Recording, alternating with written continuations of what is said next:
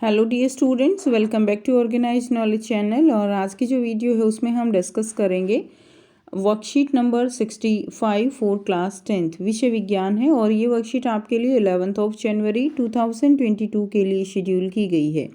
आज की जो वर्कशीट है स्टूडेंट्स, उसमें हम चैप्टर 8 जो हमारा है जीव जनन कैसे करते हैं उसी को कंटिन्यू करते हुए आगे पढ़ेंगे। वर्कशीट शुरू करने से पहले प्लीज़ चैनल को सब्सक्राइब कर दीजिए, बेल आइकन को भी प्रेस कर लो ताकि आपको आने वाली वीडियोस की नोटिफिकेशन वो समय से मिल जाए। देखिए क्या दिया गया है आज की वर्कशीट में। आज की वर्कशीट में हम जो है शुरू करेंगे अलैंगिक प्रजनन के बारे में। पिछली वर्कशीट में हमने पढ़ा था लैंगिक और अलैंगिक प्रजनन जो है वो उसमें क्या अंतर होता है। तो जो लैंगिक प्रजनन है उसमें नर और मादा दोनों की आवश्यकता होती है, जबकि अलैंगिक प्रजनन में जो है केवल एक आप कह सकते हो कि केवल नर या केवल मादा या केवल एक ही जंतु से क्या हो सकता है, प्रजनन हो सकता है। तो इसमें अलैंगिक जनन के कई जो है क्या दिए गए हैं, टाइप्स दिए गए हैं कि किस किस तरह से अलैंगिक प्रजनन हो सकता है जीवों में। ठीक है, तो इसको हम पढ़ेंगे। सबसे पहले देखिए अलैंगिक जनन की विधियां क्या है। विखंडन, मुकुलन, पुनरुद्भवन, खंडन, कायिक प्रवर्धन और बीजांड समासन। तो ये 1 बाय 1 हम इनको डिस्कस करेंगे। सबसे पहले आज की वर्कशीट में आपको दिया गया है विखंडन के बारे में, ठीक है, और मुकुलन के बारे में। अब हम करेंगे विखंडन क्या है। विखंडन का मतलब होता है टूट जाना। तो दो या कई संतति कोशिकाओं में एक मूल कोशिका के टूटने की प्रक्रिया को क्या कहा जाता है, विखंडन कहा जाता है। तो दो या कई संतति कोशिकाओं में एक कोशिका जो है वो टूट जाती है। अब इसे दो में विभाजित किया जा सकता है, एक होता है द्विखंडन और एक होता है बहुखंडन। द्विखंडन का मतलब क्या है, नाम से ही पता चल रहा है, द्वि का मतलब होता है दो। तो एक मूल कोशिका का दो संतति कोशिकाओं में विभाजन जो है वो द्विखंडन कहलाता है। उदाहरण के लिए अमीबा, ठीक है, अमीबा में क्या होता है, नाभिक का विभाजन किसी भी तल में होता है। और लेशमानिया, नाभिक का विभाजन उनके कोशिका जो कशाभिका के संबंध में एक निश्चित तल में होता है। देखिए कैसे, इसका क्या मतलब है, जो अमीबा होता है ना उसके अंदर किसी भी तल से जो है जो नाभिक है उसका विभाजन हो जाता है, यानी कहीं से भी ये जो है क्या हो जाता है, दो भागों में टूट जाता है। क्लियर, कोई ऐसा फिक्स इसके अंदर प्लेन नहीं होता है अमीबा में द्विखंडन को लेकर। अब इसके बाद देखिए यहाँ पे आपको दिया गया है, सबसे पहले क्या होता है, यहाँ पे अमीबा में केंद्रक है और डीएनए जो है वो उसकी प्रतिलिपि बनती है, डीएनए कॉपी होता है। डीएनए कॉपी होने के बाद जो केंद्रक है पहले उसका विभाजन होता है। केंद्रक के बाद जो है धीरे धीरे जो कोशिका द्रव्य है वो दो में बट जाता है और कोशिकीय विभाजन होता है और इस तरह से दो संतति कोशिकाओं का निर्माण होता है। उसके बाद दूसरा है लेशमानिया में द्विखंडन। अब जो लेशमानिया है उसके अंदर एक प्लेन में ही डिवीज़न होता है, जैसे ये प्लेन है ना, इस तरह से एक ही तल में जो है इसके अंदर जो है ये दो भागों में बंटता है एक ही तल से। ये दोनों में फ़र्क होता है, तो ये इम्पोर्टेंट है आपके लिए। नेक्स्ट है बहुखंडन क्या होता है।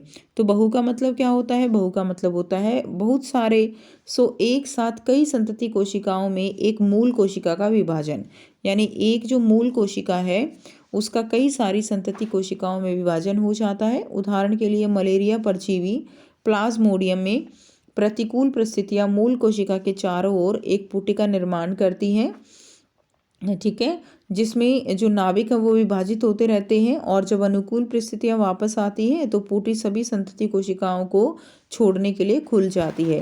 तो इसमें क्या होता है कि जो जैसे मलेरिया परजीवी के अंदर क्या होता है, एक कोशिका होती है और इसके चारों ओर एक पुटिका निर्माण करती है, अपने चारों ओर एक निर्माण पुटिका कर लेती है ये, ठीक है, और अंदर बहुत सारी कोशिकाएं जो है वो बनती रहती है, बहुत सारी कोशिकाएं बन जाती हैं।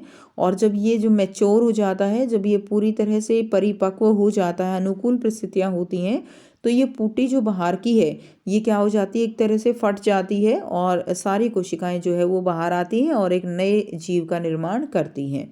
ठीक है, तो ये कुछ इस तरह से होता है। ये देखिए ये केंद्रक है, एक कोशिका है, अब इसके अंदर केंद्रक बट जाएगा, ये बाहर एक पुटिका निर्माण हो गया और संतति कोशिकाएं जो है वो जब ये क्या हो जाता है, अनुकूल परिस्थितियां होती हैं तो ये जो है फट जाता है। क्लियर, तो ये जो है किसमें है, बहुखंडन है। उसके बाद नेक्स्ट हम करेंगे, नेक्स्ट आता है मुकुलन।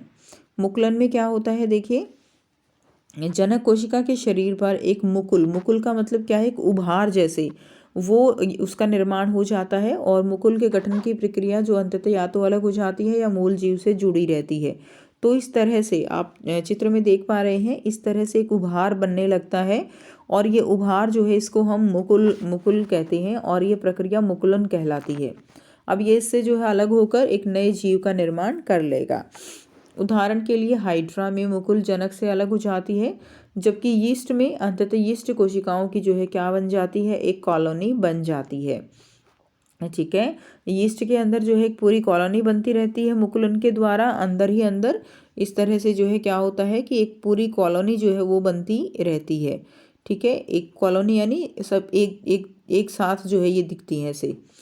और ये मुकुलन में क्या होता है कि ये इससे अलग भी हो जाती है। नेक्स्ट देखिए, नेक्स्ट है खंडन।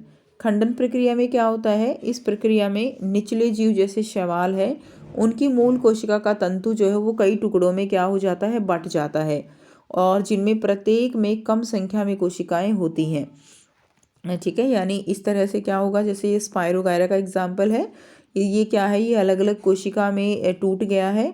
ठीक है, और हर एक जो टुकड़ा है वो एक नए स्पाइरोगायरा का क्या करेगा, निर्माण करेगा। ठीक है, प्रत्येक टुकड़े से जो है क्या बनेगा, एक नया तंतु बन जाता है और इवन एक कोशिका भी हो सकती है, यानी एक सिंगल कोशिका जो हो उससे भी क्या हो सकता है, नए स्पाइरोगायरा का निर्माण हो सकता है। स्पाइरोगायरा ये लैंगिक और अलैंगिक दोनों तरह से प्रजनन कर सकता है। अलैंगिक प्रजनन इसमें खंडन के द्वारा होता है, जिसके अंदर तंतु जो है चाहे एक कोशिका भी क्यों ना हो वो टूटकर नया जीव बन जाता है। ठीक है, तो ये आपकी हो गई कंप्लीट वर्कशीट। अब आपको यहाँ पे बहुत ही इजी से जो है कुछ 4 क्वेश्चन दिए गए हैं। ठीक है, जिनके आंसर हम अभी डिस्कस करते हैं। पहला क्वेश्चन है, यीस्ट अमीबा लेशमानिया में द्विखंडन किस प्रकार भिन्न है। तो हमने अभी पढ़ा कि अमीबा में द्विखंडन किसी भी तल से हो जाता है, जबकि जो लेशमानिया है उसके अंदर एक निर्धारित तल से होता है। ठीक है, आप चाहो तो डायग्राम भी यहाँ पे ड्रॉ कर सकते हो। तो अमीबा में द्विखंडन द्वारा एक अमीबा किसी भी तल से 2 भागों में विभक्त हो जाता है तथा कालाजार के रोगाणु लेशमानिया में कोशिका में द्विखंडन एक निर्धारित तल से होता है। तो ये जो है आपका आंसर हो जाएगा। दूसरा क्वेश्चन देखिए, क्या स्पाइरोगायरा एक तंतु कोशिका से पूरा तंतु बना सकता है। तो आप आंसर लिखेंगे हाँ, स्पाइरोगायरा एक तंतु कोशिका से पूरा तंतु बना सकता है। ठीक है, एक तंतु कोशिका से इसमें पूरा तंतु बन सकता है। तीसरा है, यीस्ट में एक कॉलोनी क्या है। तो यीस्ट के अंदर कॉलोनी का क्या मतलब है। आंसर रहेगा, ठोस सतहों पर उगने वाली यीस्ट कोशिकाएं बहुकोशिकीय संरचनाएं बनाती हैं जो विशिष्ट कार्यों के साथ विभेदित कोशिकाओं से बनी होती हैं। तो यीस्ट कोशिकाएं जो है वो क्या करती हैं, बहुकोशिकीय संरचनाएं बना लेती हैं इस तरह से। ठीक है, और विशिष्ट कार्यों के साथ ये कोशिकाओं से विभेदित कोशिकाओं से बनी होती हैं। इन्हें जो है क्या कहा जाता है, इन्हें कॉलोनी के रूप में जाना जाता है। तो इस तरह का डायग्राम भी आप ड्रॉ कर सकते हो। ऐसे कोशिकाएं बढ़ती चली जाती हैं, इन्हें क्या कहा जाता है, कॉलोनी कहा जाता है। नेक्स्ट देखिए, क्वेश्चन नंबर 4 है, प्लाज्मोडियम में पुटी का क्या महत्व है। तो प्लाज्मोडियम जो है उसमें पुटी हमने पढ़ा। पुटी का जो मुख्य महत्व है वो है पर्यावरण में होने वाले प्रतिकूल परिवर्तनों से बचाव करना है और पुटी के अंदर नाभिक विभाजित होकर कई छोटे नाभिक जो है बनाता है। आसपास के साइटोप्लाज्म के साथ प्रत्येक नाभिक एक जो है नया जीव बनाता है।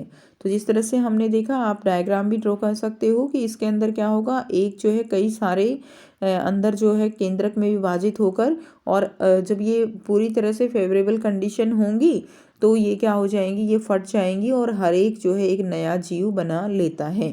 तो इस तरह से आप इसमें दिखा सकते हो। तो ये थी आपकी आज की साइंस की वर्कशीट। आई होप सभी स्टूडेंट्स को ये क्लियर है। अगर वीडियो अच्छी लगी तो वीडियो को ज़रूर से लाइक कीजिएगा, शेयर कीजिएगा और चैनल को सब्सक्राइब कीजिएगा। Thank you.